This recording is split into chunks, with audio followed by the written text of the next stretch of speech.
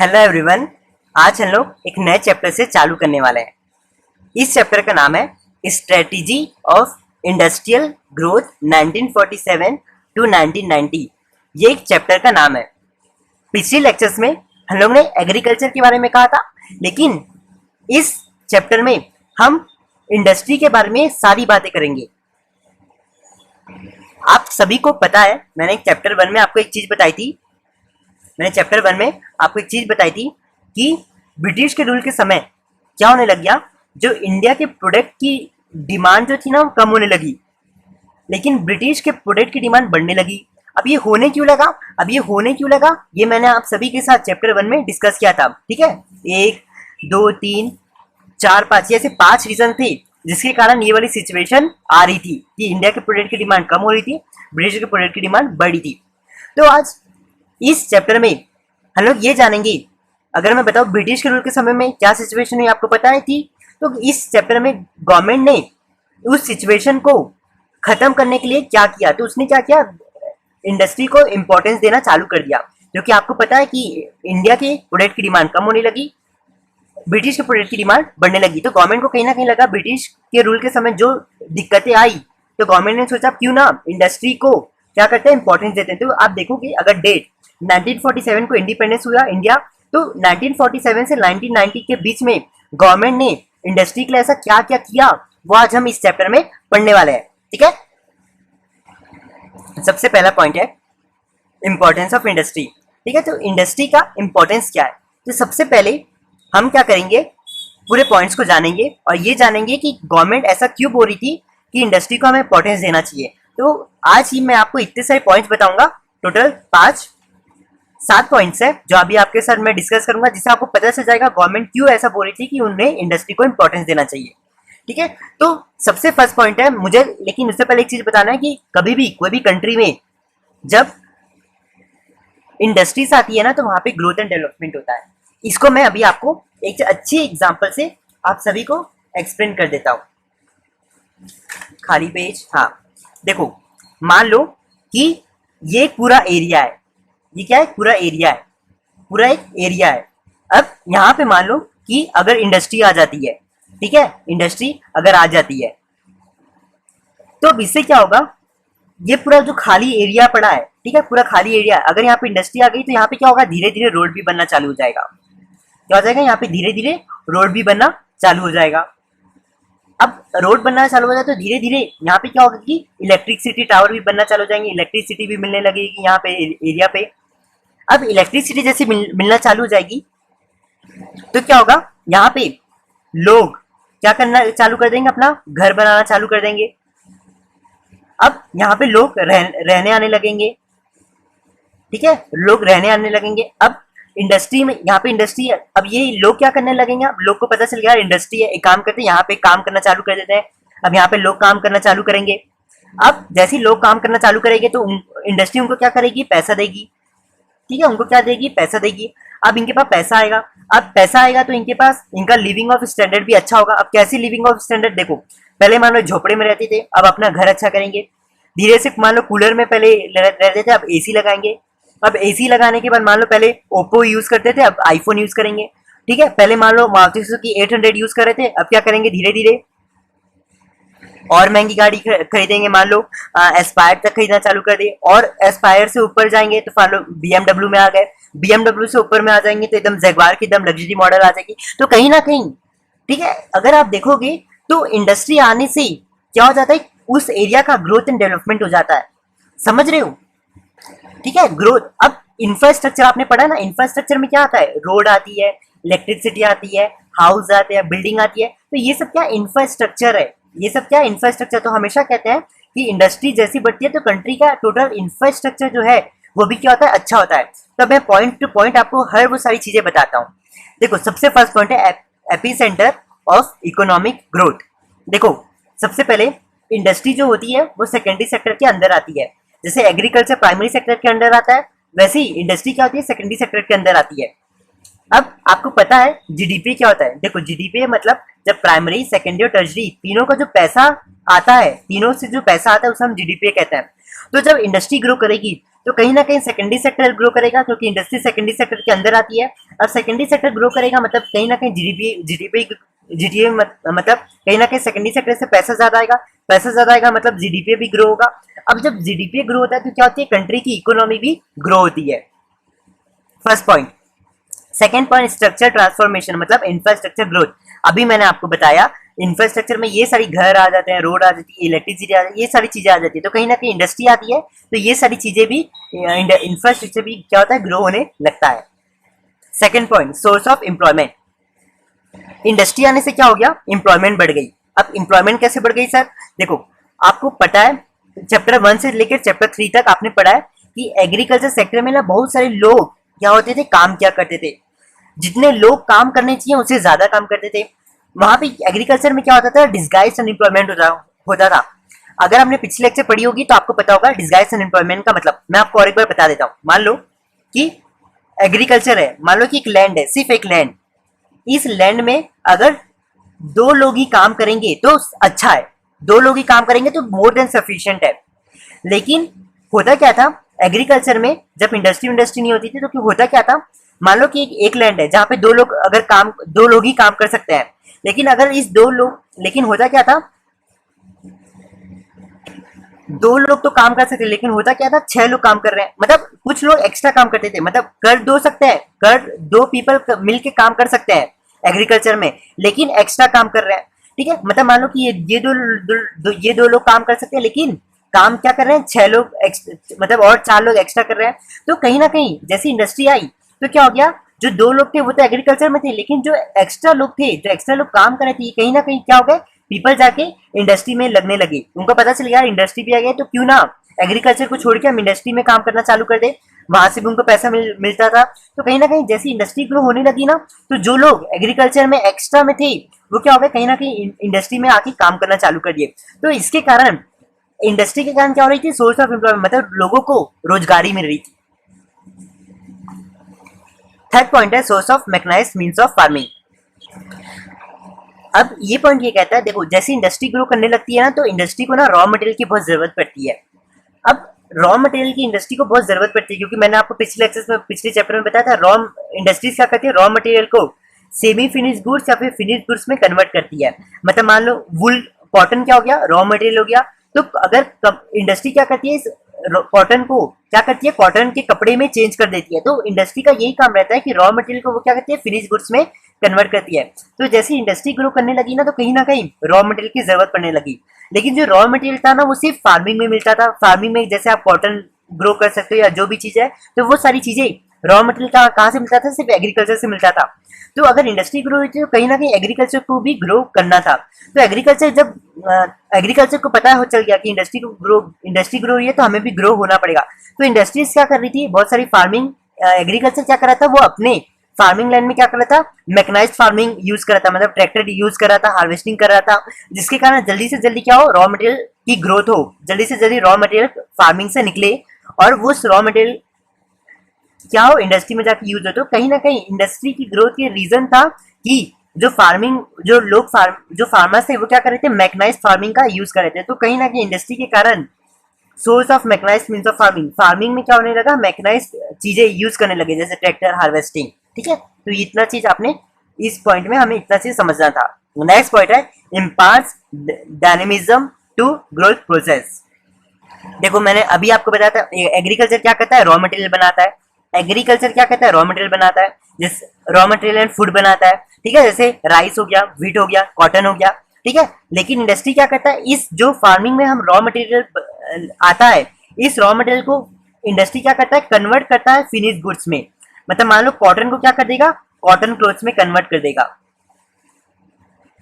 तो कहीं ना कहीं आप कह सकते हो कि ये जो ऊपर का पॉइंट का थोड़ा सा एक्सटेंडेड पॉइंट है ये वाला। तो यहाँ पे क्या हो जाता है, जैसे ये सब चीज होता है तो अब क्या होगा, देखो कॉटन से कॉटन क्लोथ बन गया, तो कहीं ना कहीं अब लोग क्या करेंगे, कॉटन का कपड़ा पहनने लगेंगे। तो वो क्या बोलेंगे कि इंडस्ट्री को और बनाओ, कॉटन के कपड़े और बनाओ। तो कहीं ना कहीं इंडस्ट्री क्या करेगी, और बनाएगी। तो कहीं ना कहीं वो क्या करती है, प्रोडक्शन बढ़ाएगी। तो कहीं ना कहीं एग्रीकल्चर आता है प्राइमरी सेक्टर में, इंडस्ट्री आती है सेकेंडरी सेक्टर में। तो ये दोनों आपस में ग्रो कर रहे हैं, देखो दोनों एक साथ ग्रो कर रहे हैं। तो कहीं ना कहीं इकोनॉमिक भी ग्रो होगी, क्योंकि प्राइमरी सेक्टर ग्रो करेगा, और इंडस्ट्री मतलब सेकेंडरी सेक्टर ग्रो करेगी तो जीडीपी ग्रो होगा, जीडीपी ग्रो होगा तो इकोनॉमिक ग्रोथ होगी। ग्रोथ ऑफ सिविलाइजेशन मैंने अभी आपको बताया। देखो इंडस्ट्री जहाँ होगी वहां पे लोग आएंगे, लोग आएंगे तो क्या होगा, वो वहां पे काम करेंगे, उनको पैसा मिलेगा तो कहीं ना कहीं उनकी क्वालिटी ऑफ लाइफ इंप्रूव होगी। मान लो पहले मारुति सुजुकी 800 चलाते थे, उससे अच्छी कार चलाएंगे, और भी पैसा आने लगा तो लग्जरी कार में जाएंगे। ठीक है, मान लो पहले बेकार फोन चलाते थे, माइक्रोमैक्स मतलब एकदम सस्ते फोन चलाते थे, फिर क्या करेंगे, धीरे से महंगे फोन चलाना इस्तेमाल करेंगे। पहले कूलर इस्तेमाल करते थे तो आप एसी इस्तेमाल करेंगे। इसे कहते हैं क्वालिटी ऑफ लाइफ को इम्प्रूव होना। ठीक है, तो जहां भी इंडस्ट्री आ जाती है तो कहीं ना कहीं वहां पे पीपल का क्वालिटी ऑफ लाइफ क्या होता है, इंप्रूव होता है। Indian economic merge into global economic, हाँ ये चीज आपको एक चीज याद रखनी है कि ग्लोबल इकोनॉमिक मतलब अदर कंट्रीज। ठीक है, ग्लोबल इकोनॉमिक मतलब अदर कंट्रीज। तो कहीं ना कहीं जैसे हमारा ग्रोथ होने लगा ना, जैसे रॉ मटेरियल हो गया, जैसे रॉ मटेरियल मिल गया, कॉटन क्लॉथ हो गया, तो हम क्या करें, इंडियन इकोनॉमिक मतलब इंडिया क्या करने लगा, ये रॉ मटेरियल भी बाहर की कंट्री को बेचने लगा, कॉटन क्लोथ भी बाहर की कंट्री को बेचने लगा। तो कहीं ना कहीं इंडियन इकोनॉमी क्या होने लगी, बाहर की कंट्री के साथ जुड़ने लगी। तो यही लिखा है Indian economic merge into a global economy, मतलब इंडिया कंट्री बाकी कंट्री के साथ मिल रही है, उसे हम क्या कहते हैं, Indian economic merge into global economic कहते हैं। तो ये 2 पॉइंट है जो आपको ग्रोथ ऑफ सिविलाइजेशन के लिए याद रखना है।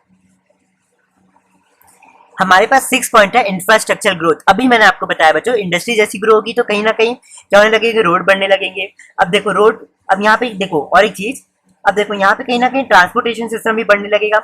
मान लो कि इंडस्ट्री क्या बनाता है, रॉ मटेरियल, लेकिन रॉ मटेरियल कहाँ से मिलता है, फार्मिंग से मिलता है। तो एग्रीकल्चर से, मान लो कि एग्रीकल्चर है, ये फार्मिंग लैंड है, तो एग्रीकल्चर में रॉ मटेरियल मिलेगा, तो क्या होगी, बहुत सारी जो गाड़ी रहेगी वो क्या करेगी, रॉ मटेरियल फार्मिंग से लेके आएगी और सीधा लेके आएगी इंडस्ट्री में। तो कहीं ना कहीं ट्रांसपोर्टेशन सिस्टम भी क्या हो रहा था, बढ़ने लग गया। तो ये सारी चीजें क्या होने लगी, बढ़ने लगी। कहीं ना कहीं देखो अब धीरे धीरे क्या होगा, लोग आएंगे तो यहाँ पे क्या होगा, धीरे धीरे बैंक भी बनेगा, मॉल भी आएगा। तो कहीं ना कहीं एग्री इंडस्ट्री बढ़ती है तो क्या होता है, इंफ्रास्ट्रक्चर ग्रोथ भी होता है। अब हमारे पास नेक्स्ट पॉइंट है इंडस्ट्रियलाइजेशन अ साइन कॉ नॉन ऑफ ग्रोथ। अब ये इतने का मतलब क्या है, देखो यहां से लेकर यहां तक का मतलब क्या है, इसका मतलब है growth occurs as when industrialisation spread. मतलब ये कह रहा है कि जैसे ही इंडस्ट्रियलाइजेशन स्प्रेड का मतलब है जैसे इंडस्ट्री बढ़ेगी तो वहां पे क्या होगा, ग्रोथ होगा। ठीक है, तो इतने के मतलब यही है कि जैसी इंडस्ट्री, ये पॉइंट का मतलब ये है कि जैसी इंडस्ट्री ज्यादा से ज्यादा स्प्रेड मतलब ज्यादा से ज्यादा एक्सपेंड बढ़ेगी तो कहीं ना कहीं वहां पे क्या होगा, ग्रोथ भी होगा। ठीक है, तो यहाँ पे और एक चीज यहाँ पे लिखा है, industrialisation has emerge as an inevitable route to process of growth. ये पॉइंट का मतलब क्या है पता है, ये पॉइंट ये कह रहा है कि जहां भी इंडस्ट्रीज ग्रो करेगी तो वहां पे ग्रोथ प्रोसेस होगा ही होगा। ऐसा नहीं है कि इंडस्ट्री ग्रो करी है तो वहां पे ग्रोथ नहीं होगा, ऐसा नहीं है। जहां पे इंडस्ट्री ग्रो कर रही है मतलब वहां पे कहीं ना कहीं ग्रोथ भी होगा। तो इस पॉइंट का मतलब ये है। तो कहीं ना कहीं अगर आप देखोगे तो गवर्नमेंट यही इसलिए चाह रही थी, अगर मैंने अभी आपके साथ कितने 7 पॉइंट डिस्कस किए है ना, तो गवर्नमेंट यही चाह रही थी कि अगर वो इंडस्ट्री को इंपॉर्टेंस देंगे तो गवर्नमेंट को क्या मिलेंगे, ये सारे फायदे मिलने वाले हैं। ठीक है, तो गवर्नमेंट इसलिए चाह रही थी कि ब्रिटिश के रूल के कारण जो हुआ था, इंडियन प्रोडक्ट की डिमांड कम होने लगी, ब्रिटिश प्रोडक्ट की डिमांड कम वो होने लगी, ज्यादा होने लगी। तो गवर्नमेंट यही चाहने लगी कि क्यों ना हम क्या करें, इंडिया की इंडस्ट्री की मतलब इंडिया की इंडस्ट्री को इंपॉर्टेंस देने लगे। तो इसलिए गवर्नमेंट यही चाह रही थी कि इसलिए वो इंपॉर्टेंस देना चाह रही थी, क्योंकि आपने अभी जो 5 पॉइंट्स डिस्कस किए मेरे साथ, इसलिए गवर्नमेंट चाह रही थी कि इंडस्ट्री को हम इंपॉर्टेंस दें। ठीक है, तो होपफुली आप क्या करना, ये सारी चीजों को अच्छे से नोट कर लेना। ठीक है, ये जो मैंने गोदागाड़ी की इसको नोट नहीं करना, ये नोट करना, ये नोट करना। जो यहाँ पे जो मैंने ऐसे बनाया, पीपल जो एक्स्ट्रा थे वो क्या होगा, इंडस्ट्री में आने लगे। तो ये सारी चीजें आपको क्या करना है, वीडियो पॉज करके नोट करना है। जो मैंने पेंसिल से लिखा है आपको उसको नोट नहीं करना है। ठीक है, तो होपफुली आज की लेक्चर्स आपको ने एंजॉय किया होगा। तो अगली लेक्चर्स में मैं आप सभी से मिलता हूँ नेक्स्ट टॉपिक में। चलिए bye, enjoy, take care, cheers. आज का जो हम लोग टॉपिक चालू करने वाले हैं वो बहुत ही इजी और बहुत ही अच्छा टॉपिक है। तो सबसे पहले इस टॉपिक का नाम है factors necessity direct participation of the state public sector in industrial development. आखिर ये टॉपिक में हमें पढ़ना क्या है वो मैं आपको बताता हूँ, लेकिन पार्टिसिपेशन या फिर पार्टिसिपेट का वर्ड का मतलब ये होता है ये दोनों का मतलब ये होता है कि अपने आप को उस चीज में, कोई भी चीज हो, कोई भी एक्टिविटी हो या कुछ भी काम हो, तो उस काम में अपने आप को शामिल करना, उसे हम पार्टिसिपेट कहते हैं। अब मैं आपको समझाता हूँ कि इस टॉपिक का पर्पस क्या है, इस टॉपिक में पढ़ना क्या है। देखो 1947 से लेकर 1990 तक हमारी गवर्नमेंट को लगता था, 1947 और 1990 के बीच में कि प्राइवेट सेक्टर और मार्केट फोर्स से कोई भी कंट्री की, इंडिया की ग्रोथ नहीं होगी। हमारी गवर्नमेंट को 1947-1990 के बीच में ये लगता था कि प्राइवेट सेक्टर या फिर मार्केट फोर्सेस, मतलब वही डिमांड एंड सप्लाई की, अगर इनके भरोसे कंट्री को छोड़ दिया जाए तो कभी भी कंट्री ग्रोथ नहीं करेगी। तो गवर्नमेंट को लगा यार हमें ना कंट्री को ग्रो करना है ना, तो हमें खुद अपने आप को कंट्री की डेवलपमेंट के लिए शामिल करना पड़ेगा। तो गवर्नमेंट को लगता था कि प्राइवेट सेक्टर और मार्केट फोर्सेस से कुछ नहीं होगा, गवर्नमेंट को खुद कंट्री की ग्रोथ में इन्वॉल्व होना पड़ेगा, तभी जाके कंट्री ग्रोथ हो सकता है। तो गवर्नमेंट क्या करती थी, पार्टिसिपेट करती थी इकोनॉमिक ग्रोथ में। ठीक है, तो ये चैप्टर में हमें यही पढ़ना है। ठीक है, तो ये है चैप्टर, इस टॉपिक का मतलब। तो गवर्नमेंट ने इस टॉपिक में ऐसे क्या क्या चीजें किया, वो हम इस चीज में पढ़ने वाले हैं, जैसे कि जिसकी हेल्प से कंट्री की इकोनॉमिक ग्रोथ हो। सबसे पहला पॉइंट है लैक ऑफ कैपिटल। कैपिटल मतलब पैसा, लैक मतलब कमी, पैसे की कमी है फर्स्ट पॉइंट। देखो अगर हमें इंडस्ट्री को खोलना है, तो इंडस्ट्री को खोलने के लिए हमें पैसे की जरूरत है। तो इस पैसे को हम क्या कहते हैं, कैपिटल एक्सपेंडिचर कहते हैं। तो गवर्नमेंट के पास पहले पैसे नहीं हुए करते थे। 1947-1990 के बीच में गवर्नमेंट के पास ज्यादा पैसे नहीं हुआ करते थे। तो गवर्नमेंट सोची यार इंडस्ट्री को हम कैसे खोले, कैसे हम हमारे पास पैसा और कैसे हम इंडस्ट्री को खोले। तो गवर्नमेंट के दिमाग में एक आइडिया आया, गवर्नमेंट ने सोचा और गवर्नमेंट के दिमाग में एक आइडिया आया। गवर्नमेंट ने सोचा क्यों ना पब्लिक सेक्टर अंडरटेकिंग इस्तेमाल करके, जैसे पब्लिक सेक्टर अंडरटेकिंग से आपको पता है ना, आपने क्लास 11th में पढ़ा है। पब्लिक सेक्टर अंडरटेकिंग के अंदर जैसे रेलवे बेस्ट एग्जांपल है, रेलवे आता है।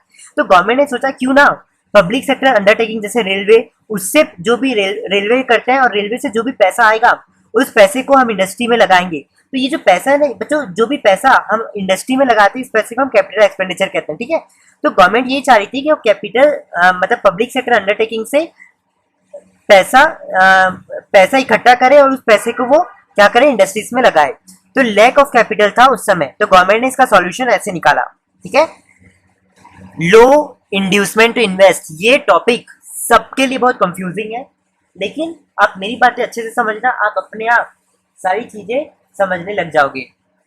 देखो इनकम मतलब आपके पास पैसा। ऐसा कहा जाता है कि जितना ज्यादा लोगों के पास पैसा होगा उतना ज्यादा लोग क्या करते हैं, डिमांड करते हैं। जितना कम लोगों के पास पैसा रहता है उतना कम डिमांड करता है। सर इसका मतलब देखो, मान लो कि पहले आपके पास 10,000 सैलरी थी, तो आप क्या करोगे, 10,000 के हिसाब से आप क्या करोगे, सामान को खरीदोगे। ठीक है, मान लो पहले आपकी 10,000 थी तो आपके पास मारुति सुजुकी 800 था। ठीक है, अब मान लो कि आपकी इनकम और बढ़ गई, मान लो अभी हो गई 50,000। अब आप क्या करोगे, आप आराम से 10-12 लाख की कार खरीद लोगे। तो आप क्या करोगे, इनकम बढ़ेगी आपकी, तो आप क्या करोगे, डिमांड भी बढ़ाओगे। अब मान लो कि आपकी सैलरी एक लाख हो गई, बढ़ के 1 लाख हो गई, तो आप क्या करोगे, अब पहले 10-12 लाख की थी, अब क्या करोगे, और महंगी 30-40 लाख की गाड़ी खरीदोगे। तो कहा जा रहा है जैसे कंज्यूमर की इनकम बढ़ेगी तो वो क्या करेगा, उस चीज की डिमांड भी बढ़ाते जाएगा। ठीक है, लेकिन अगर कोई भी पर्सन की इनकम कम होगी तो वो क्या करेगा, डिमांड भी कम होगी। मान लो कि 10,000 सैलरी थी, अब 5,000 हो गई। अब मान लो कि पहले आप 5 रोटी खाया करते थे, अब आपके पास पैसा कम है तो आप क्या करोगे, 4 रोटी खाओगे। तो कहीं ना कहीं ये कहा जाता है कि इनकम कम होगी तो आप क्या करोगे, डिमांड भी कम करोगे। अब बच्चों अब क्या करना, अब सिर्फ इनकम और इन्वेस्टमेंट को छिपा के सिर्फ डिमांड और मार्केट को देखना। अब कहते हैं कि जैसे डिमांड बढ़ेगा तो क्या होगा, मार्केट भी बढ़ता है, डिमांड कम होगा तो मार्केट भी कम होगा। इसको मैं आपको बेस्ट एग्जाम्पल से समझाता हूँ। देखो मान लो कि ये माउस है एचपी कंपनी का। आपने कभी शॉपकीपर को कहा होगा, वो आपसे कहते हैं कि ये वाला प्रोडक्ट ले लो, ये अभी मार्केट में बहुत चल रहा है। ठीक है, मतलब मार्केट में बहुत चल रहा है मतलब लोग क्या कर रहे हैं, लोग इसको ज्यादा से ज्यादा खरीद रहे हैं। ठीक है, लोग क्या कर रहे हैं, उसकी डिमांड बढ़ा रहे हैं, तभी जाके मार्केट में ये क्या चल रहा है, बहुत चल रहा है ना। तो जैसे ही लोग कुछ भी चीज की डिमांड ज्यादा करते हैं तो उसके हिसाब से मार्केट भी उस चीज की ना बढ़ जाती है। अगर कोई भी पर्सन डिमांड कम करेगा तो उसकी वैसे मार्केट भी कम हो जाती है। अब मुझे आप इन्वेस्टमेंट को छिपा के बोलो, अगर एक बंदे की इनकम बढ़ेगी तो डिमांड बढ़ेगा, अब डिमांड बढ़ेगी तो कहीं ना कहीं मार्केट भी बढ़ेगा, इनकम कम होगी, डिमांड कम होगा, मार्केट कम होगा। तो ये चारों चीजें आपस में इंटरलिंक है। अब मैं सबकी बात छोड़ के अब मार्केट और इन्वेस्टमेंट की बात कर रहा हूँ। देखो, इन्वेस्टमेंट आप उसी जगह करते हो जहां पे आपको फायदा लगता है ना। मान लो कि कंपनी है, एबीसी कंपनी, आपको लग रहा है कि वो मार्केट में बहुत, मतलब मान लो कि ये एचपी कंपनी है, आपको लग रहा है कि मार्केट एचपी कंपनी का बहुत बढ़ रहा है, तो आप क्या करोगे, इन्वेस्टमेंट आप क्या करोगे, एचपी कंपनी में पैसा लगाओगे, अगर आपका मन कहा तो। अगर आपका मन रहेगा तो आप क्या करोगे, एचपी कंपनी में लगाओगे। तो वैसे ही है, जैसे ही अगर मार्केट बढ़ता है तो कहीं ना कहीं लोग क्या करते हैं, उस मार्केट में ज्यादा पैसा लगाते हैं। मार्केट कम रहता है तो क्या करते हैं, लोग पैसा कम लगाते हैं। मार्केट बढ़ता है तो लोग को पता है कि अगर वो मार्केट बढ़ रहा है, अगर वो वहां पे पैसा लगाएंगे तो उनको प्रॉफिट भी ज्यादा होगा। और लोग को पता है कि अगर जहाँ मार्केट की बंदी है, कमी है, तो वहां पे वो क्या करेंगे, पैसा भी कम लगाएंगे, क्योंकि उनको पता है कि अगर मार्केट कम है, अगर वो पैसा लगाएंगे तो उनका पैसा डूब सकता है। तो आप आपस में देखोगे ये सारी चारों चीजें आपस में क्या है, एक दूसरे से जुड़ी हुई है। इनकम बढ़ेगा, डिमांड बढ़ेगी, मार्केट बढ़ेगा, इन्वेस्टमेंट बढ़ेगा। इनकम कम होगी, डिमांड भी कम होगा, मार्केट भी कम होगी, इन्वेस्टमेंट भी कम होगा। तो हमारी कंट्री में, इंडिया में क्या था, ये वाली सिचुएशन तो थी नहीं। ठीक है, कि इनकम बढ़ रही है लोगों की, डिमांड भी बढ़ेगी, मार्केट भी बढ़ेगी, इन्वेस्टमेंट भी बढ़ेगी। हमारे यहाँ पे ये वाली सिचुएशन थी। ठीक है, low income, low demand, low market, low inducement to invest का मतलब है मार्केट, इन्वेस्टमेंट का मतलब है लो इन्वेस्टमेंट। ठीक है, तो ये सिचुएशन हमारी कंट्री में थी, जो कि बहुत बेकार सिचुएशन थी। तो इस सिचुएशन को, ये जो मैंने अभी आपको पूरा प्रोसेस बताया, ठीक है, ये जो लो income, low demand, low market, लो इन्वेस्टमेंट, इस प्रोसेस को हम क्या कहते हैं, विसिकस सर्कल कहते हैं। विसिकस मतलब बेकार। तो ये क्या था, बहुत बेकार सर्कल था, क्योंकि लोग के पास पैसा कम था, जिसके कारण डिमांड कम हुई थी, डिमांड कम हुई थी, मार्केट कम था, मार्केट कम थी, तो लोग पैसा नहीं लगा रहे थे। लोग पैसा नहीं लगा, अब देखो, लोग पैसा नहीं लगाएंगे तो इंडस्ट्री में पैसा नहीं लगेगा, इंडस्ट्री नहीं ग्रो करेगी तो इंडस्ट्री के पास, लोगों के पास पैसा देना कम नहीं, मतलब लोग पैसा नहीं दे पाएंगे, इंडस्ट्री लोगों को पैसा नहीं दे पाएगी, तो उनके पास इनकम कम रहेगी, डिमांड कम होगा, मार्केट कम होगा, इन्वेस्टमेंट कम होगी। तो ये ऐसा चलता रहता है। ठीक है, तो कहीं ना कहीं ये क्या हो रहा है, एक विसिकस सर्कल क्रिएट कर रहा है, जो कि कंट्री के लिए बहुत बेकार बात है। तो गवर्नमेंट को लगा कि ये जो विसिकस सर्कल है, ये अगर पब्लिक इन्वेस्टमेंट से ही गवर्नमेंट क्या कर सकती है, गवर्नमेंट को लगा कि गवर्नमेंट की इन्वेस्टमेंट से ही ये विसिकस सर्कल खत्म हो सकता है। ठीक है, जैसे गवर्नमेंट को लगा कि ओनली पब्लिक इन्वेस्टमेंट मतलब गवर्नमेंट की इन्वेस्टमेंट कुड ब्रेक, मतलब तोड़ सकती है इस विसिकस सर्कल को। मतलब ये जो चीज चल रही है, ये सिर्फ गवर्नमेंट अगर पैसा लगाएगी तो गवर्नमेंट को लगता था तभी जाके क्या होगा, ये सारी चीज टूट जाएगी। तो यही टॉपिक भी यही कह रहा है कि गवर्नमेंट यही चाह रही थी, कि वो यही सोचती थी कि पब्लिक और मार्केट फोर्सेस से कुछ नहीं होने वाला, गवर्नमेंट को खुद ही इन्वॉल्व होना पड़ेगा, तभी इकोनॉमिक ग्रोथ करेगी। इसलिए गवर्नमेंट भी क्या करे, यहाँ पे आ रही है, और इस विसिकस सर्कल को गवर्नमेंट ही हटा सकती है, गवर्नमेंट का विचार था। अब है next point, growth with social justice. देखो, गवर्नमेंट सोचती थी, इस पॉइंट में गवर्नमेंट सोचती थी अगर प्राइवेट इन्वेस्टमेंट होगा तो कंट्री की इकोनॉमिक ग्रोथ कम होगी, क्योंकि प्राइवेट इन्वेस्टमेंट का मोटिव क्या रहता है, प्रॉफिट अर्न करना। देखो, प्राइवेट इन्वेस्टमेंट में बच्चों ये सब प्राइवेट है, जैसे प्राइवेट कंपनी हो गई, जैसे गूगल हो गया, माइक्रोमैक्स हो गया। ठीक है, जितनी भी private companies, private school, private hospital, ये सब क्या है, प्राइवेट इन्वेस्टमेंट है। देखो, जो भी कंपनीज, जैसे प्राइवेट कंपनीज जो है, अगर मैं प्राइवेट कंपनीज की बात करूं, प्राइवेट कंपनीज का मोटिव क्या रहता है, प्रॉफिट अर्न करना। देखो, प्राइवेट कंपनी और पब्लिक इन्वेस्टमेंट दोनों आपको सैलरी देंगे, मतलब प्राइवेट कंपनीज में जो भी काम करेगा उसको भी सैलरी मिलेगी, पब्लिक इन्वेस्टमेंट में जो भी काम करेगा उसको भी पैसा मिलेगा। लेकिन होगा क्या, आपको पैसा तो मिलेगा प्राइवेट इन्वेस्टमेंट में, लेकिन जो प्रॉफिट होगा, वो प्रॉफिट, मान लो अगर सोनी कंपनी के अंदर एम्प्लॉयज काम करता है, उनको उसको सोनी कंपनी पैसा देती है, लेकिन कंपनी का एक प्रॉफिट आता है। तो कंपनी का जो प्रॉफिट होता है ना, वो कंपनी क्या करती है, प्रॉफिट अपने पास रख लेती है। ठीक है, जिसके कारण कंट्री की इकोनॉमिक ग्रोथ ज्यादा से ज्यादा नहीं होती है। लेकिन गवर्नमेंट का ये सोचना था, गवर्नमेंट सोचती थी कि जैसे प्राइवेट पब्लिक स्कूल खोल दो, पब्लिक हॉस्पिटल खोल दो, या फिर पब्लिक कंपनी खोल दो, तो क्या होगा, पब्लिक कंपनी खोलने से इकोनॉमिक ग्रोथ गवर्नमेंट सोचती थी कि ज्यादा होगी। गवर्नमेंट सोचती थी क्योंकि पब्लिक कंपनीज का, गवर्नमेंट का मेन मोटिव क्या है, सोशल वेलफेयर, लोगों को संभालना, लोगों का ध्यान रखना, वो क्या है, सोशल वेलफेयर कहलाता है। तो गवर्नमेंट चाहती थी कि ज्यादा से ज्यादा पब्लिक इन्वेस्टमेंट करे, क्योंकि पब्लिक इन्वेस्टमेंट का मोटिव क्या रहता है, सोशल वेलफेयर। अब देखो, अगर पब्लिक कंपनीज में क्या होगा, पब्लिक कंपनीज में भी जो एम्प्लॉयज काम करेंगे उनको भी पैसा मिलेगा, लेकिन पब्लिक कंपनीज में भी प्रॉफिट आएगा। वो प्रॉफिट पब्लिक कंपनीज क्या करेगी, अपने पास रखेगी और उस पैसे को वो क्या करेगी, लोगों के ऊपर खर्चा करेगी, लोगों के लिए हॉस्पिटल बनाएगी, लोगों के लिए ये सब स्कूल बनाएगी। तो कहीं ना कहीं क्या होगा, वो जो प्रॉफिट का पैसा है वो क्या होगा, हम पीपल पे ही इन्वेस्ट होगा। लेकिन प्राइवेट कंपनीज में क्या होता है, हालांकि प्राइवेट कंपनीज भी जो एम्प्लॉयज है उनको पैसा देती है, लेकिन उनका प्रॉफिट जो है वो खुद रख लेती है। लेकिन पब्लिक कंपनी में क्या रहता है, वो पैसा जो प्रॉफिट आता है वो हम पब्लिक के ऊपर ही क्या करते हैं, इन्वेस्ट करते हैं। तो गवर्नमेंट का यही विचार था कि पब्लिक इन्वेस्टमेंट में ग्रोथ क्या होती है, कम होती है, क्योंकि पब्लिक या प्राइवेट इन्वेस्टमेंट का मोटिव प्रॉफिट अर्न करना होता है। वहीं पे पब्लिक इन्वेस्टमेंट में गवर्नमेंट सोचती थी इकोनॉमिक ग्रोथ ज्यादा होगी, क्योंकि मेन मोटिव क्या था, सोशल वेलफेयर था। ठीक है, तो ये टॉपिक में मुझे आप सभी के साथ ये 3 चीजें डिस्कस करनी थी, जो मैंने आप सभी के साथ डिस्कस कर ली। 3 ही पॉइंट से बच्चों, जो कि मैंने आप सभी के साथ डिस्कस कर लिया। तो आप क्या करना, ये सारी चीजों को नोट कर लो अच्छे से, मैं वीडियो पॉज करके नोट कर लेना इस चीजों को अच्छे से। ठीक है, तो ये 3 पॉइंट था, नोट कर लिया आपने होपफुली। मैं अगली लेक्चर्स में आप सभी के साथ मिलता हूँ नेक्स्ट टॉपिक में। चलिए bye, enjoy, take care and cheers. So आज का टॉपिक है हमारे पास इंडस्ट्रियल पॉलिसी रिजोल्यूशन 1956। ठीक है, तो यहाँ पे क्या हुआ, 1956 को गवर्नमेंट ने एक एक्ट लाया, एक पॉलिसी लाया, जिसे हम कहते हैं इंडस्ट्रियल पॉलिसी रिजोल्यूशन। ठीक है, यहाँ पे मैंने एक चीज लिखना भूल गया, IPRB से कहते हैं शॉर्ट फॉर्म में।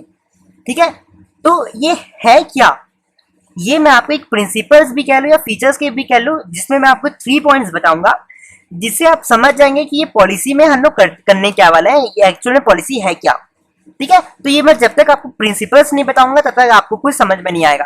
तो मैं फर्स्ट पॉइंट से आपको मैं फटाफट बताने लगता हूं, तो आपको एट एंड तक पता चल जाएगा कि इंडस्ट्रियल पॉलिसी रिजोल्यूशन एक्चुअल में है क्या। देखो, सबसे फर्स्ट पॉइंट है हमारे पास 3-fold classification of industries. Government ने क्या किया, इंडस्ट्रीज को 3 कैटेगरी में क्लासिफाई किया। सबसे पहला है पब्लिक सेक्टर इंटरप्राइजेस।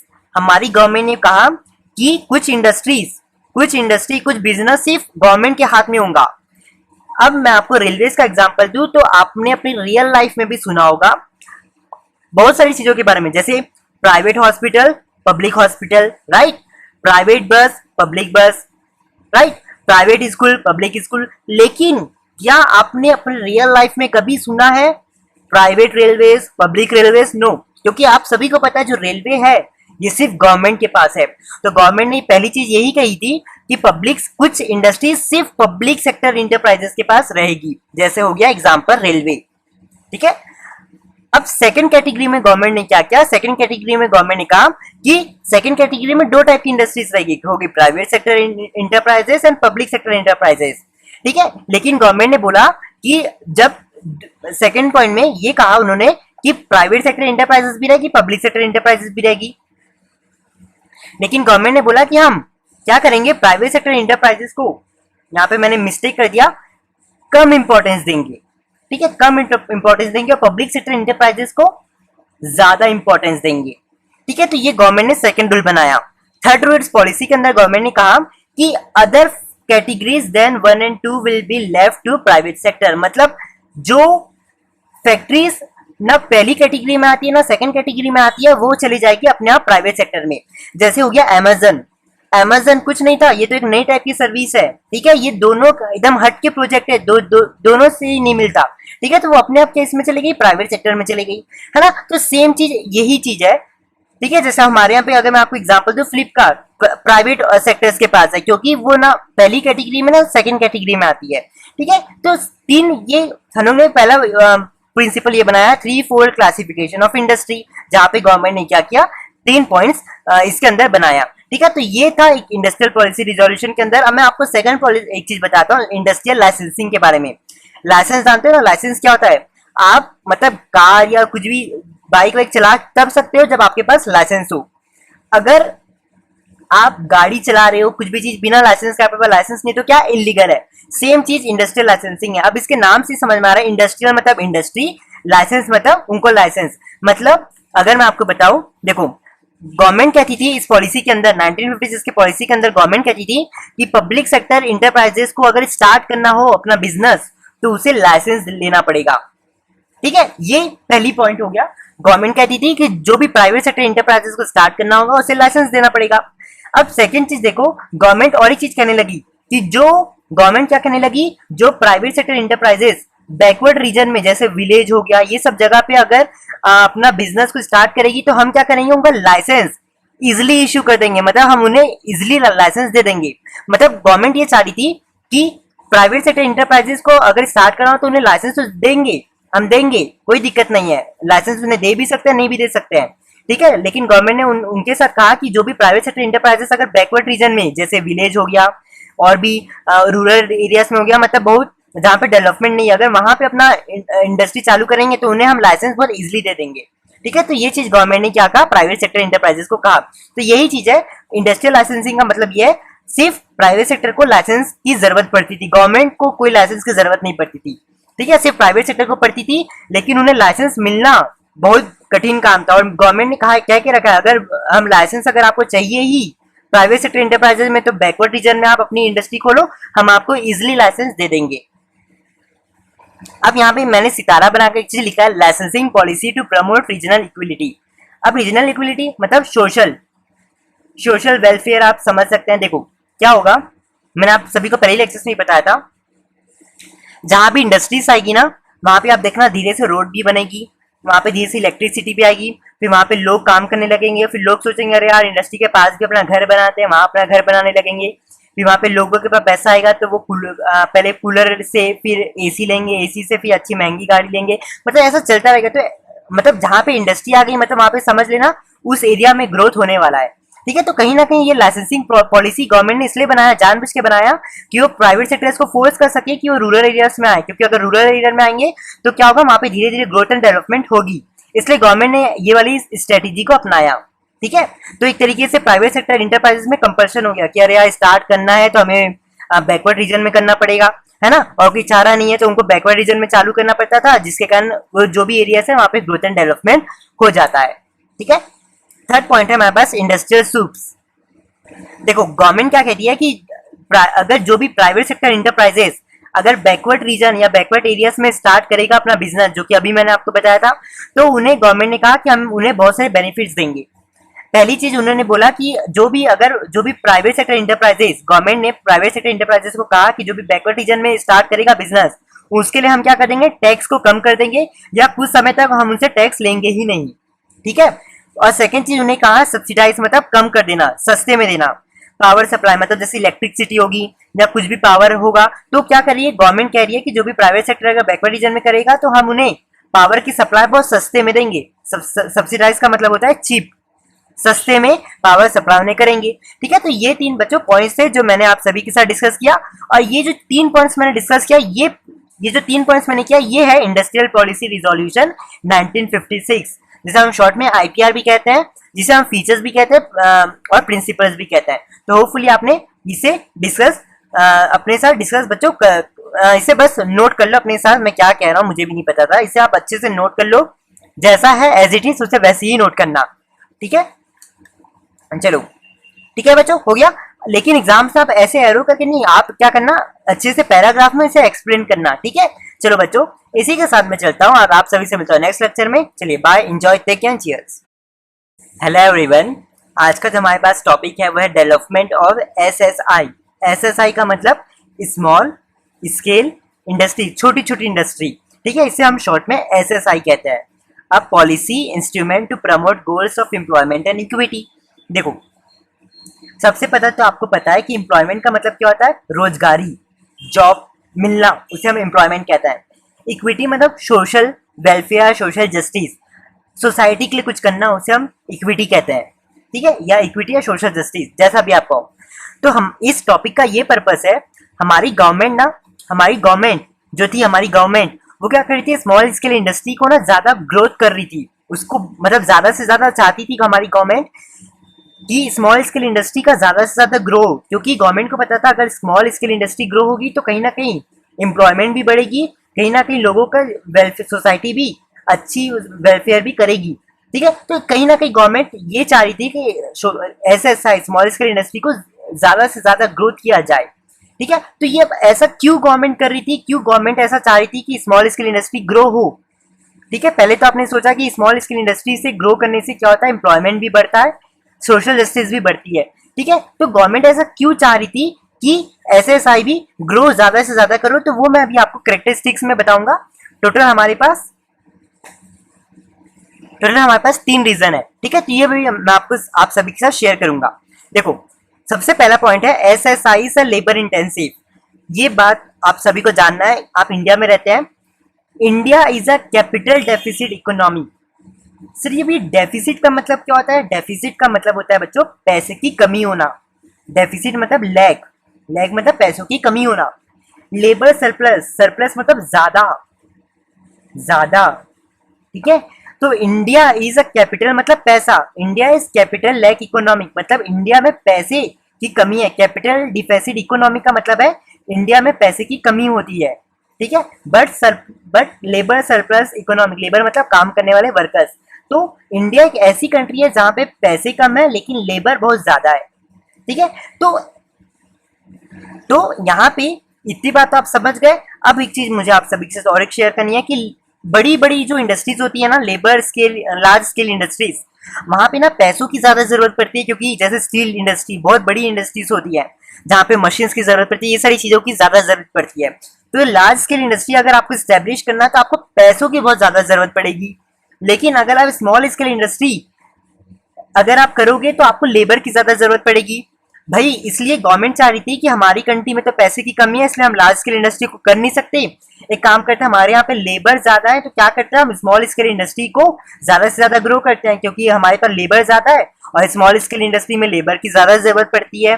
तो कहीं ना कहीं ये दोनों आपस में मिल गए, है ना। तो गवर्नमेंट यही चाह रही थी कि स्मॉल स्केल इंडस्ट्रीज को ज्यादा से ज्यादा बढ़ाया जाए। ठीक है, अब लोगों को फटाफट लेबर भी ज्यादा है, तो लोग आके स्मॉल स्केल इंडस्ट्री में काम करेंगे तो उनको क्या हो जाएगी, उनको एम्प्लॉयमेंट रोजगारी मिल जाएगी, उनको कमाने के लिए पैसे मिल जाएंगे। ठीक है, तो ये सबसे पहला रीजन था, SSI is a labour intensive.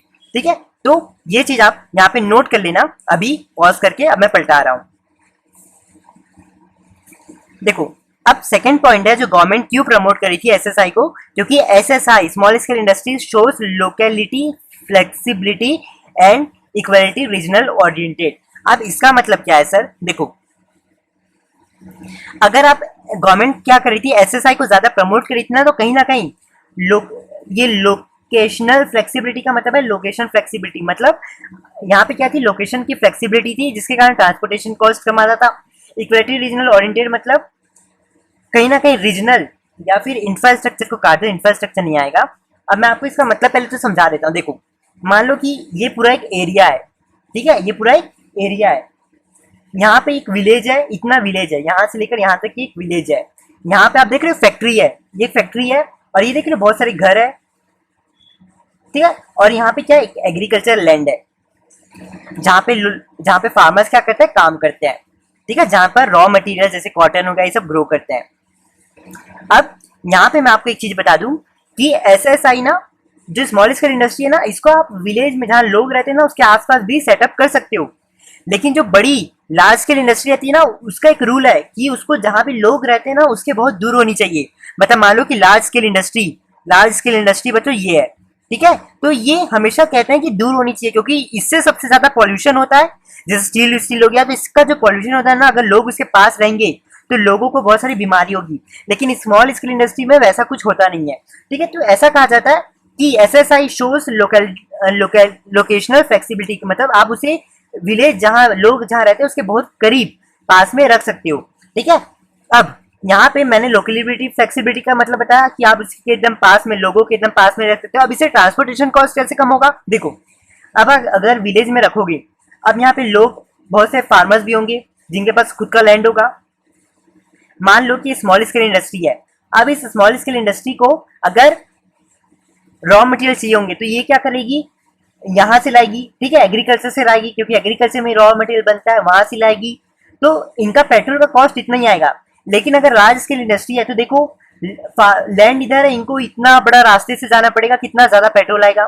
तो स्मॉल स्केल इंडस्ट्री के हिसाब से और लार्ज स्केल इंडस्ट्री के हिसाब से सबसे ज्यादा ट्रांसपोर्टेशन कॉस्ट सस्ता रहता है एसएसआई में, जो कि ये तो क्या है, लोगों के पास एग्रीकल्चर के पास भी होता है, तो रॉ मटेरियल अगर आप यहाँ से लाओगे तो पेट्रोल का खर्चा देखो इतना सही आएगा, लेकिन इसमें करोगे तो ज्यादा आएगा। तो यहाँ पे कहीं ना कहीं ट्रांसपोर्टेशन कॉस्ट कम होती है, क्योंकि लोकेशन फ्लेक्सिबिलिटी हमारे पास मिलती है स्मॉल स्केल इंडस्ट्री में।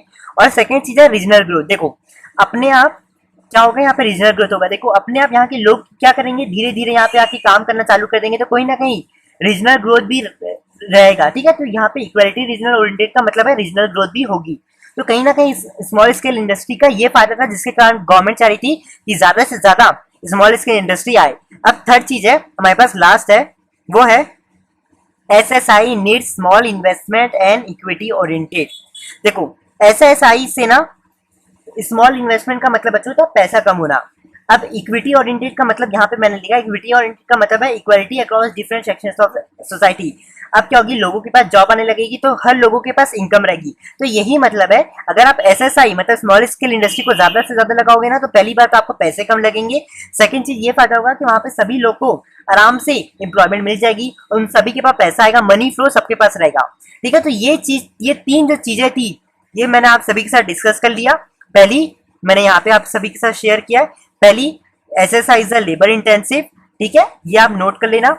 सेकेंड चीज यहाँ पे है, मैंने ये दो पॉइंट्स आपको बताया, ये भी नोट कर लेना। ये ऐसे तीन वजह थी जिसके कारण गवर्नमेंट क्या चाह रही थी कि एसएसआई को ज्यादा से ज्यादा ग्रोथ किया जाए, प्रमोट किया जाए, क्योंकि उससे एम्प्लॉयमेंट भी ज्यादा हो रहा था और सोशल जस्टिस भी ज्यादा हो रही थी। तो ये तीन रीजन थे, होपफुली आपने नोट कर लिया होगा। चलो मैं आप सभी से मिलता हूँ नेक्स्ट लेक्चर में। चलिए bye, enjoy, take care, cheers. Hello everyone, आज का जो हमारा टॉपिक है वो है strategy of industrial growth during 1950 से लेकर 1990 तक। मतलब 1950 से लेकर 1990 तक क्या फीचर्स थे, इसके हम बेनिफिट्स भी देखेंगे, इसके हम डिसएडवांटेज भी देखेंगे, है ना। तो आज हम लोग कभी क्या करते हैं, फीचर्स डिस्कस करते हैं। आपको एग्जाम्स में कुछ क्वेश्चन पूछता है कि साइलेंट फीचर बताइए strategy of industrial growth during 1950 से लेकर 1990 के बीच में। ठीक है, तो ये मैं आपके साथ टोटल 6 पॉइंट शेयर कर रहा हूँ, इससे हम फटाफट डिस्कस कर लेते हैं। देखो, पब्लिक एंटरप्राइजेस प्लेस सेंट्रल मतलब इंपॉर्टेंट, यहाँ पे मैंने ब्रैकेट में लिखा है इंपॉर्टेंट रोल इन इंडस्ट्रियलाइजेशन। देखो 1950 से लेकर 1990 के बीच में क्या हुआ, पब्लिक सेक्टर सबसे इंपॉर्टेंट माना जाता था इंडस्ट्रियलाइजेशन में, लेकिन प्राइवेट इंटरप्राइजेस को सेकेंडरी रोल दिया जाता था। मतलब सबसे पहला रोल, सबसे पहला और महत्वपूर्ण रोल सबसे पहला पब्लिक इंटरप्राइजेस को दिया जाता है, सेकेंड रोल प्राइवेट इंटरप्राइजेस को दिया जाता है। ठीक है, अब आपको पता है सेकेंडरी रोल में कैसे हुआ गया प्राइवेट सेक्टर, जो कि उसमें प्राइवेट, आपको पता है प्राइवेट इंटरप्राइजेस करने के लिए आपको लाइसेंस देना पड़ता है, तो बहुत सारी रिस्ट्रिक्शन दिया गया था किसको, प्राइवेट सेक्टर को, जिसके कारण वो सेकंड पोजीशन में इंडस्ट्रियलाइजेशन में आ गए। अब idea of self reliance is achieve during industrialisation. आपको पता है सेल्फ रिलायंस क्या होता है, सेल्फ रिलायंस मतलब हमारी कंट्री के ऊपर ही डिपेंड होना, बाहर की कंट्रियों पे ज्यादा डिपेंड नहीं होना, उसे कहते हैं सेल्फ रिलायंस। मतलब आपकी जैसे इंडिया है, तो इंडिया कोई भी कंट्री चाहता है कि उसे कोई भी बाहर की कंट्री से ज्यादा डिपेंड ना होना पड़े। ठीक है, तो वैसे इंडिया भी चाहता था कि वो सेल्फ रिलायंस हो जाए। तो कहीं ना कहीं idea of self reliance is achieve during the industrialisation. तो कहीं ना कहीं जब 1950 और 1990 के बीच में हम क्या हो गए, एकदम सेल्फ रिलायंस हो गए। ठीक है, प्रोटेक्शन ऑफ डोमेस्टिक इंडस्ट्रीज।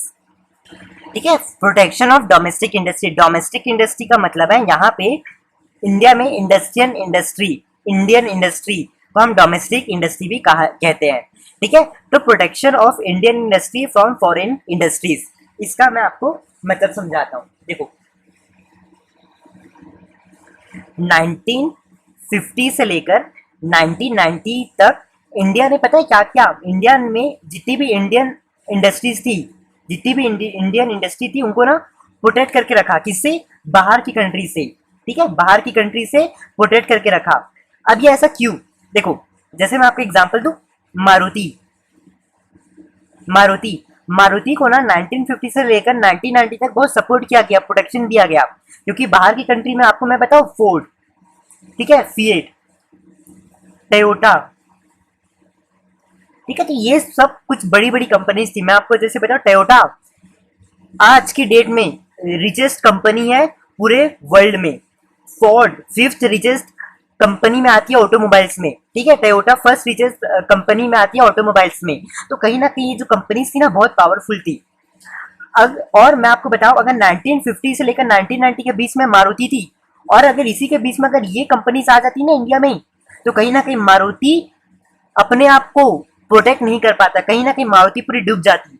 इसलिए गवर्नमेंट ने बोला कि हम क्या करते हैं, 1950 से लेकर 1990 तक हमारी जो इंडिया की इंडस्ट्रीज है, इंडिया की इंडस्ट्रीज, इंडिया की कंपनी है, उसको क्या करते हैं, बाहर की कंपनी, बाहर की इंडस्ट्री से प्रोटेक्ट करके रखी, कि हमारी कंट्री और हमारी कंट्री के जितनी भी इंडस्ट्रीज है वो इनके लायक पावरफुल हो जाए। मतलब अगर देखो 1991 में ना क्या हुआ, मारुति मतलब इतनी पोजीशन में आ गई थी कि अगर बाहर की कंट्री भी आए ना, तो मारुति अपने से, अपने बलबूते पे बाहर की कंट्री से लड़ सकती थी, ठीक है। तो लेकिन 1950 और 1990 के बीच में अगर आती तो शायद मारुति के पास पॉसिबल नहीं होता वो चीज करने के लिए, ठीक है। तो वही यहाँ पे कहा गया है कि 1950 से 1990 सबसे ये फीचर है कि protection of industrial industry for foreign industries, ठीक है।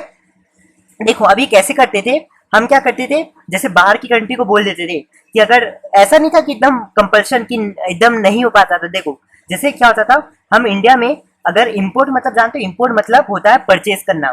तो अगर हम मान लो कि ये इंडिया है, ये इंडिया है और ये अदर कंट्रीज है, ठीक है। अब मान लो कि बाहर की कंट्री से हमें कुछ चीज परचेज करना होता था, या फिर बाहर की कंट्री को कुछ चीज इंडिया में बेचना पड़ता था। हम उनको बोलते थे कि नहीं, तुम्हें सबसे ज्यादा टैक्स देना पड़ेगा, बहुत ज्यादा टैक्स। इंडिया क्या करता था, बहुत ज्यादा टैक्स लगा देता था जब बाहर की कंट्री का प्रोडक्ट आता था। तो कहीं ना कहीं बाहर की कंट्री सोचने लगे रहा, इंडिया में अगर सामान बेचना है बहुत ज्यादा टैक्स देना पड़ेगा। तो बाहर की कंट्री सोचती है छोड़ो यार, इससे अच्छा देते ही नहीं है, इंडिया में कोई सामान बेचते ही नहीं थे। तो अपने आप क्या हो रहा था, इंडियन इंडस्ट्री प्रोटेक्ट हो रही थी, ठीक है। और सेकंड देखो, हैवी ड्यूटी का मतलब है टैक्स, हैवी टैक्स, ठीक है। Fixation of a import quotas, मतलब क्या हो गया था, हम सामान ऐसा नहीं था कि बाहर की कंट्री से नहीं लेते थे, हम लेते थे लेकिन कुछ अमाउंट में लेते थे, कि बस इतना इतना, मतलब 5 kg आएगा या 1000 kg आएगा, तो कुछ भी एक फिक्स क्वांटिटी में। कोटास मतलब एक क्वांटिटी, एक क्वांटिटी, ठीक है, क्वांटिटी में बस हम मंगाते थे। लेकिन कहीं ना कहीं का मेन मकसद क्या था, कि डोमेस्टिक इंडस्ट्री को प्रोटेक्ट करना फॉरेन इंडस्ट्री से। तो दो तरीके थे, तो आप टैक्स, हम क्या करते थे, बाहर की कंट्री में अगर टैक्स ज्यादा लगा देते थे कि वो हमारी कंट्री में बेच ना पाए। सेकेंड चीज, हम क्या करते थे, फिक्सेशन ऑफ इम्पोर्ट कोटास, ठीक है। तो ये दो पॉइंट्स थे। आपको पूछ सकता है एग्जाम्स में कि कैसे डोमेस्टिक इंडस्ट्री को प्रोटेक्ट किया गया फॉरेन इंडस्ट्री, तो आंसर दो ही होगा, हैवी ड्यूटी ऑन इम्पोर्ट, और सेकंड पॉइंट होगा फिक्सेशन ऑफ इंपोर्ट कोटास, ठीक है। अब नेक्स्ट पॉइंट है लार्ज स्केल इंडस्ट्री। हाँ, ये बड़ा इंपॉर्टेंट पॉइंट है। देखो स्मॉल स्केल इंडस्ट्रीज का आपको मेन पता है काम क्या था, एम्प्लॉयमेंट को बढ़ाना और इक्विटी को करना। मैंने ये आपको शायद पहले ही बता चुका है, ठीक है, ये चीज मैंने आपको पहले ही एक्सप्लेन कर दिया है। लेकिन लार्ज स्केल इंडस्ट्री का मेन क्या था, इंफ्रास्ट्रक्चर ग्रोथ। अगर लार्ज स्केल इंडस्ट्री होगी तो इंफ्रास्ट्रक्चर ग्रोथ होगा, स्मॉल स्केल इंडस्ट्री होगी तो एम्प्लॉयमेंट और सोशल मतलब इक्विटी ग्रो करेगी, ठीक है। तो कहीं ना कहीं ये फीचर आपको नोट करना है, ठीक है। तो मैंने जैसा लिखा है आपको वैसे लिखना है। ये जो मैंने मार्क किया रेड रेड से, ये सब आपको नहीं करना है, बस इतने 6 पॉइंट सभी के नोट कर लो। फिर हम लोग अगली लेक्चर्स में मिलते हैं, ठीक है। चलिए bye, enjoy, take care and cheers. आज की लेक्चर्स में हम लोग क्या करने वाले हैं, strategy of industrial growth during 1950 से लेकर 1990 के क्या अच्छे गुड इम्पैक्ट, मतलब क्या अच्छे या फिर क्या अच्छी चीज हुई 1950 और 1990 से लेकर। ये फीचर्स हम लोग ने पढ़ लिया, आज हमें गुड इम्पैक्ट पढ़ना है, ठीक है। तो देखो सबसे फर्स्ट पॉइंट है राइज इन इंडस्ट्रियल आउटपुट। क्या इंडस्ट्रियल मतलब बच्चों, इंडस्ट्री से क्या होने लगा, आउटपुट बढ़ने लगा। 6% एनुअल, एनुअल मतलब साल भर का 6% बच्चों पता है 1950 1990 से बढ़ने चालू हो गया। 6% एनुअल में साल भर का, ठीक है। तो 6% एनुअल बढ़ने लग गया 1950 और 1990 के बीच में। सेकंड चीज है large scale industry successfully launch, जैसे रौकीला, मैं इसको स्पेलिंग बता देता हूँ, ROURKELA, ROURKELA। और जैसे भिलाई स्टील प्लांट, जैसे ये हमारे यहाँ है, मैं भिलाई में रहता हूँ, तो ये हमारे यहाँ पे इंडस्ट्री बहुत बड़ी है। तो कहीं ना कहीं लार्ज स्केल इंडस्ट्री में क्या हो गया, ये दो बड़े बड़े प्लांट्स भी आ गए। SSI contributes in achievement of growth and social justice। सही बात है, SSI के कारण क्या हुआ, ग्रोथ होने लगा और सोशल जस्टिस भी होने लगी। अब नेक्स्ट पॉइंट है इंडस्ट्रियल सेक्टर वाज डाइवर्सिफाइड। देखो डाइवर्सिफाइड करने का मतलब होता है उस चीज को एक्सपेंड करना। डाइवर्सिफाइड का मतलब क्या होता है, उस चीज को एक्सपेंड करना, उस चीज को बढ़ाना। उसे हम कुछ भी चीज को बढ़ाते हैं ना, उसे हम डाइवर्सिफाइड कहते हैं। ठीक है, तो इंडिया में क्या होने लगा 1950 से लेकर 1990 के बीच में, पहले हम सिर्फ स्टील बनाते थे, धीरे से क्या हो गया टेक्नोलॉजी में आने लगे। मतलब पहले स्टील इंडस्ट्रीज थी, फिर धीरे से टेक्नोलॉजी इंडस्ट्री बढ़ी, मतलब धीरे धीरे क्या हो रहे थे डाइवर्सिफाइड, मतलब इंडस्ट्रीज जो थी एक्सपेंड हो रही थी। ठीक है, तो कहीं ना कहीं हम क्या कर रहे थे, पहले स्टील बनाए थे तो धीरे से टेक्नोलॉजी में भी बढ़ाने लगे, फिर और भी इंडस्ट्री आने लगी। ठीक है, तो ये चीज 4 पॉइंट्स है गुड इम्पैक्ट में। ठीक है, चलिए बच्चों अब मैं आपसे बैड इम्पैक्ट के बारे में नेक्स्ट लेक्चर में बात करूंगा। चलिए bye, enjoy, take care and cheers. Hello everyone, आज का जो टॉपिक है वो है strategy of industrial growth during 1950 से लेकर 1990 तक। इस साल के बीच में इंडस्ट्री का क्या बैड इम्पैक्ट पड़ा, मतलब क्या बेकार चीज हुई इंडस्ट्री के साथ 1950 और 1990 के बीच में। ठीक है, उन्होंने फीचर्स जान लिया था पिछले लेक्चर्स में, इसके गुड इम्पैक्ट के बारे में जान लिया। आज हम बैड इम्पैक्ट के बारे में जानेंगे। तो फर्स्ट पॉइंट है public sector monopoly started causing dead social weight. अब ये डेड सोशल वेट का मतलब पता है आपको, डेड सोशल वेट इसका मतलब क्या है पता है आपको, इसका मतलब है इनएफिशिएंसी, करप्शन बढ़ गया, लीकेज। मतलब है देखो हमारी कंट्री में क्या रहता है, पैसे ना हमारी मतलब कंट्री में पूरे पैसे ना पता एक दूसरे के पास आते रहते हैं। मतलब आपके पास सैलरी से पैसा आया, आप क्या करोगे उस पैसे को कोई शॉपकीपर को दोगे। ठीक है, वो अपने पास रखेगा, फिर वो क्या करेगा, उसको जो चीज चाहिए होगी तो वो वहां पे पैसा देगा।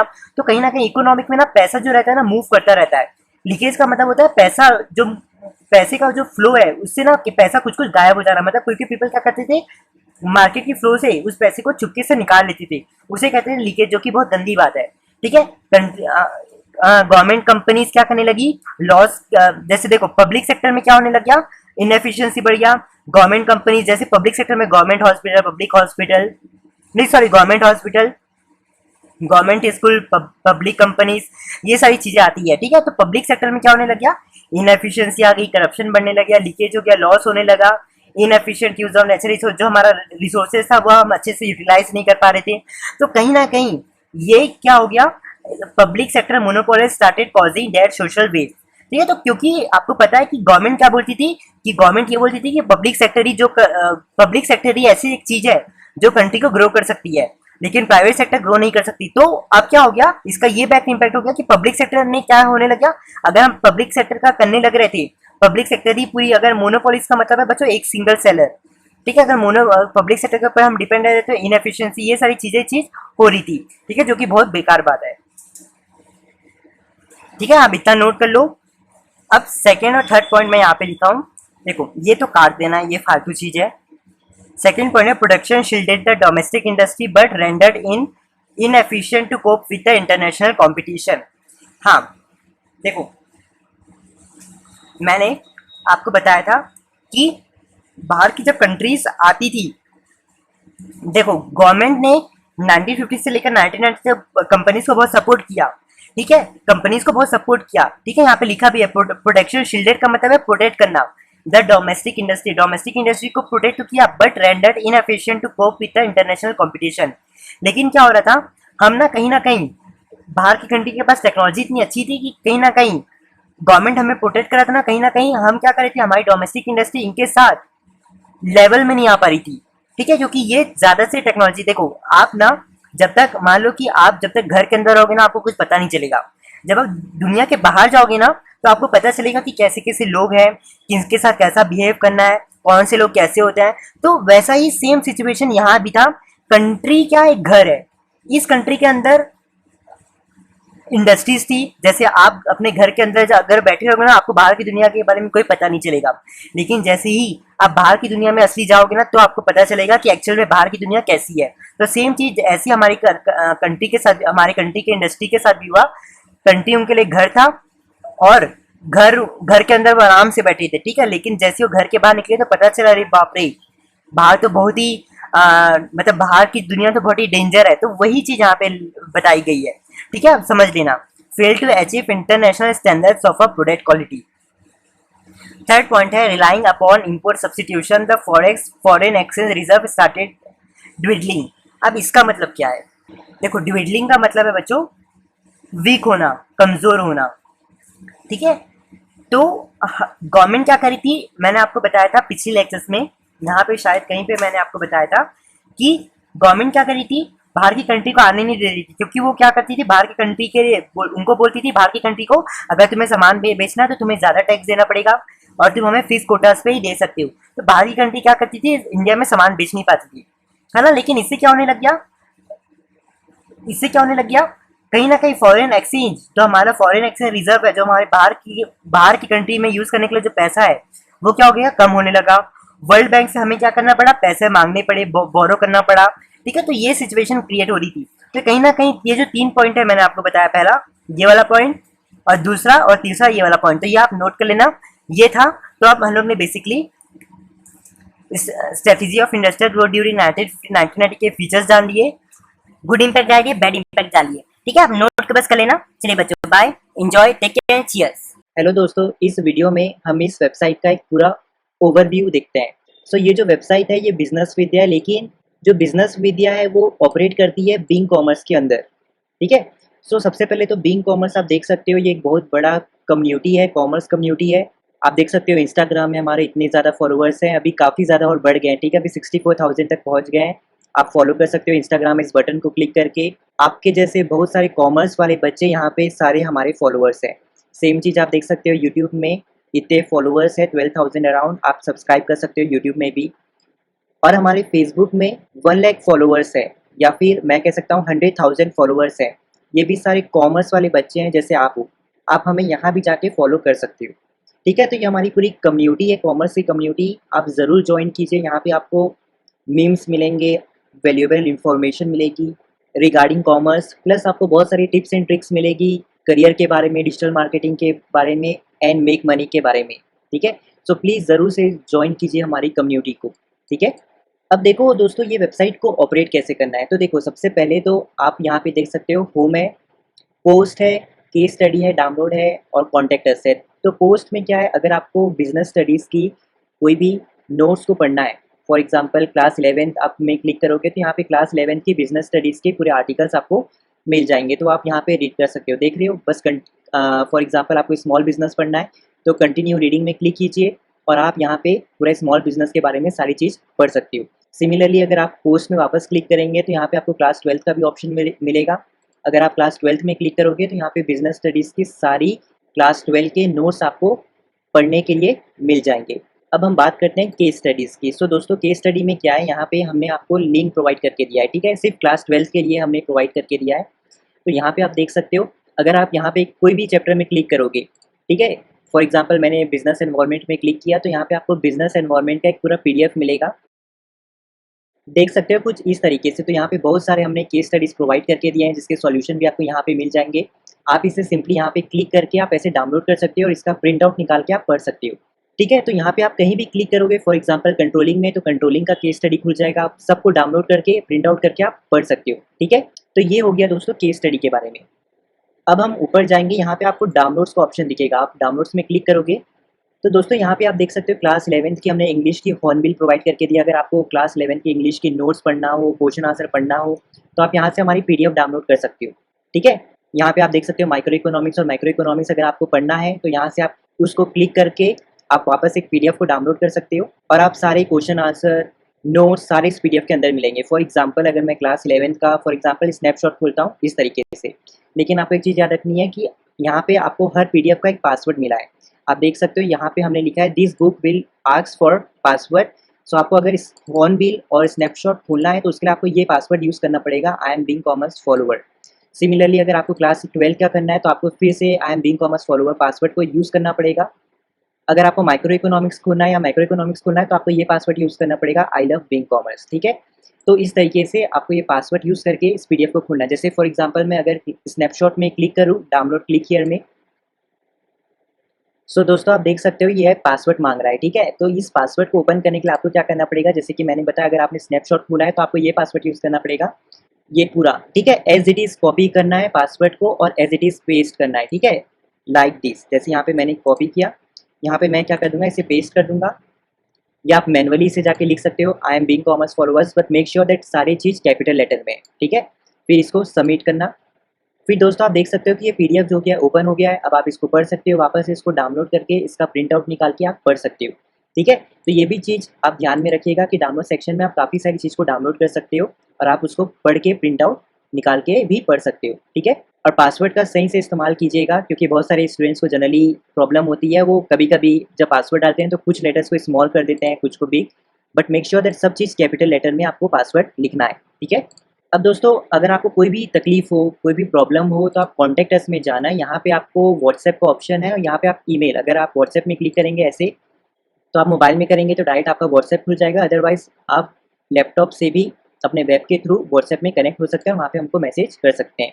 और सेकंड ऑप्शन है ईमेलर्स का, सो आप यहाँ पे क्लिक करेंगे तो हमारा ईमेल बॉक्स जो है वो ओपन हो जाएगा। कुछ इस तरीके से यहाँ पे आप सब्जेक्ट लिखिएगा जो भी आपको प्रॉब्लम है, और उसका डिस्क्रिप्शन आप पूरा यहाँ पे लिख के एक्सप्लेन कीजिएगा, इमेजेस हमें शेयर कीजिएगा कि हमको ईजी पड़े। आप जितना ज़्यादा अच्छे से हमको अपनी तकलीफ बताएंगे, उतना अच्छे से हम आपकी सारी प्रॉब्लम्स को सॉल्व कर देंगे। उसके बाद आपको क्या करना है, ईमेल को सेंड कर देना है, ठीक है, तो हम आपको रिप्लाई कर देंगे। अब दोस्तों हमारे पास क्योंकि बहुत सारे स्टूडेंट्स हैं, ठीक है, 8-10 हज़ार स्टूडेंट्स हैं जिनके मैसेज आते हैं और हम काम करने वाले काफ़ी कम हैं, तो ऐसा भी हो सकता है कि कभी-कभी 1 हफ्ता लग जाए आपका रिप्लाई करते-करते, 2 हफ्ता लग जाए, ठीक है, क्योंकि हमारी भी एक प्रॉब्लम है, हम बहुत लिमिटेड स्टाफ से आप सबकी हेल्प कर रहे हैं। तो ये भी थोड़ा ध्यान में रखिएगा, हाइपर मत होइएगा, हम रिप्लाई ज़रूर करेंगे लेकिन टाइम भी लग सकता है, ठीक है। तो ये जो चीज़ थी मेरे को आपको बतानी थी, अगर आप अगेन होम में क्लिक करोगे तो आप अगेन होम के यहाँ पे आप पहुँच जाओगे, ठीक है। तो ये जो चीज़ थी मैंने सारी आपको बता दी। आप डायरेक्ट यहाँ क्लास 11th में भी क्लिक करेंगे या क्लास 12th में, फॉर एग्जाम्पल आपने क्लास 12th में क्लिक किया तो यहाँ से भी आप सब चीज़ देख सकते हो। अगर आपको केस स्टडी में जाना है तो आप डायरेक्ट क्लिक करोगे, केस स्टडी में पहुँच जाओगे, यही वाले लिंक में वापस से डाउनलोड कर सकते हो। नोट्स चाहिए तो यहाँ नोट्स में क्लिक करोगे, आपको वापस क्लास 12 के नोट्स मिल जाएंगे। आपको यहाँ पे इंग्लिश का बुक मिल जाएंगे, फ्लेमिंगो विस्टा, इसको आप क्लिक करोगे और पासवर्ड करोगे तो पूरा पीडीएफ आप डाउनलोड कर सकते हो, जहाँ पे हमने आपको नोट्स भी प्रोवाइड किया है, क्वेश्चन आंसर भी प्रोवाइड किया इंग्लिश के। सेम आपको माइक्रो इकोनॉमिक्स में भी वही चीज़ मिलेगी।